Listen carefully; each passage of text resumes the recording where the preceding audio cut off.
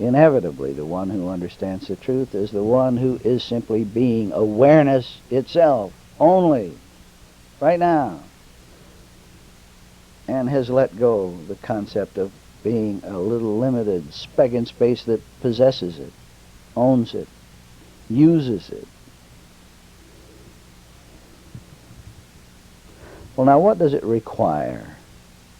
What does it require to give up the possessor? Well, it is just as easy as letting go nothing, because that's what the possessor is, nothing. The possessor is a dream. The possessor is a belief that life is in matter. To stop being the possessor, to stop being him, is to stop doing those things the possessor does. And what's that? Well, the possessor is forever looking on the sights and sounds of awareness and saying, they're out there, they're not me. That's a tree over there, and I'm here, me, a body that weighs 150 pounds or some such thing as that. And how does one stop seeing things as outside himself when actually the view of things does not change a bit? How does one stop doing it? Well, to identify as awareness is so easy to say. Why? The tree I see is the tree I be. The tree is included within identity. And identity is this very awareness that is going on here and now. I identify as life living. And suddenly we find ourselves with a brotherhood never experienced before, never known before. Suddenly we see that all the people we see are but the infinite appearing of an infinite and eternal identity. All right, now it's been taught so often that to take this grand identity as oneself is to give up and lose the old personal sense of self. It is to lose one's ego, and that it melts into some grand charismatic light. Now, this is the charge often brought to bear against Eastern philosophies and sometimes brought to bear against Christian Science. But it isn't so at all. Ego is still present to be seen within the grand scope of awareness, but it's understood for what it is. The grand scope of awareness still includes a tree and its shadow. And the shadow inevitably leads straight away to the tree. And awareness knows that tree is tree and shadow is shadow. So ego is still plainly evident to be seen. Ego, shadow that leads straight away to egolessness, or the divine ego that God is. And that God is God. And that ego is ego. Oh, it's very interesting to see how clearly one does begin to see when he identifies as awareness itself, life itself, and not as one who possesses life and has it stuffed in his body like an apple in his pocket. Now listen gently. Right now, you hear a sound coming from a tape recorder. Perhaps you hear the sound of automobiles in the distance or children playing.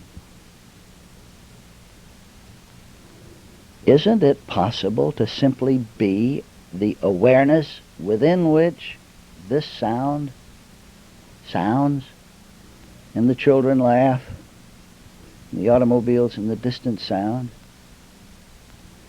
Isn't it possible to simply not be the one that says, this is my awareness? Oh, yes, it is possible. And to let go that me who says my is to let go the weight of Job, the weight of the world.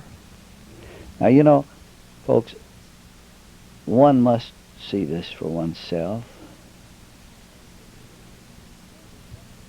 And it isn't done with effort. You see, awareness is being aware whether we believe we are the possessors of awareness or not. We've believed that for such a long time. It sort of hangs in there like the smell of smoke. But so to let go the possessor of awareness is effortless on the one hand, and yet it must be done, consciously done, but it's done with tenderness and love. It's done with gentleness, and it's done with a soft touch. You see, it's like opening one's eyes. It's like awakening. It's like relaxing, just relaxing, and letting go trials and tribulations. Letting them go to the wind. It's like opening one's hand and loosing and letting go a gas balloon with which we've been long enamored. It's like ending struggle. It's like going home to a warm and happy place. It's like coming home again, only to discover, why, this is where we've always been. This is what we've always been. We have always been just life, being life, living. We've always been awareness itself. There's never been a time or a situation, no matter how terrible it seemed, and no matter how pain-filled or grief-stricken it seemed, when life or awareness or consciousness wasn't just going right on, being aware. We've always been aware of trees and children and the sounds of things. Awareness itself has just gone right on being aware. Oh, it has always been the one who says, this is my awareness. Who has been the one who suffered, who's been the great judge on the scene, who says, I don't like this sight and that sound. I want to get rid of this. I want to change that. I want this and that. It's always been this imposter who's been miserable or happy, according to how well things go in his little small frame of reference as to what's good and what's bad. That's the one. The possessor is the one that has always been engaged in such great, prodigious thought-taking and planning and calculating and arranging and rearranging. He's the one who created time, a time that was very necessary for his sequential events to transpire.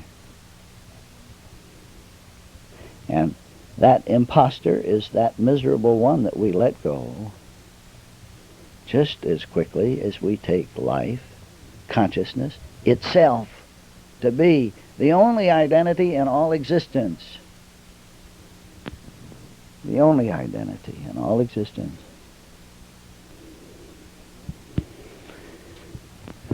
I guess the most difficult thing I've found to communicate is the fact that there is but one awareness.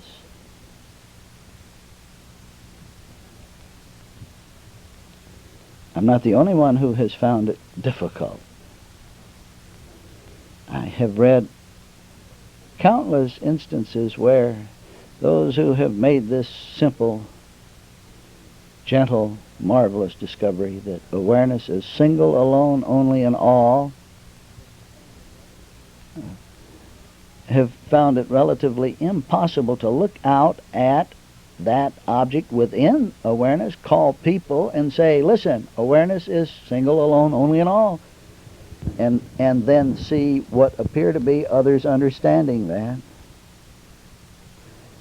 Most often, those who attempt to make this point are forced to give up, or else find themselves coming down from the position and reaching out and talking to others as though they could themselves perceive and understand, rather than just appear to. Oh, how difficult to make this point. How difficult to make this point. Else it would be understood how the Oriental could say that the appearance of people are straw dogs. There's no life there. And people, life exists as the awareness that perceives people. And people are the tangible appearing of one life made plain. If this were easy to communicate, it would be understood how Huang Po, in his famous last talk that he ever made, was, "Gentlemen, remember please that the perceived does not perceive." Oh, we can understand this well enough when we look in the mirror and see an image in the mirror. We say, my goodness, the image there appears to live and move and have life and breath in it. Yet we understand that that is only a reflection, and that awareness that does the perceiving of the image is where the life is. But how difficult it seems to be to comprehend that all life is one life perceived within one awareness. And whose awareness, friend? Whose? This awareness that is you. This awareness that listens right here, right now, is the one awareness of being. God's awareness. It doesn't belong to Bill, Mary, or John, or Joe, though awareness certainly includes within it the appearance of Bill and Mary and John and Joe and countless others with names. But awareness is single, alone. To identify as the screen is to see that Bill, Mary, John, Joe, rabbit, airplane, world, universe is included within the single selfhood that one awareness is, and that single selfhood is God self, self-aware.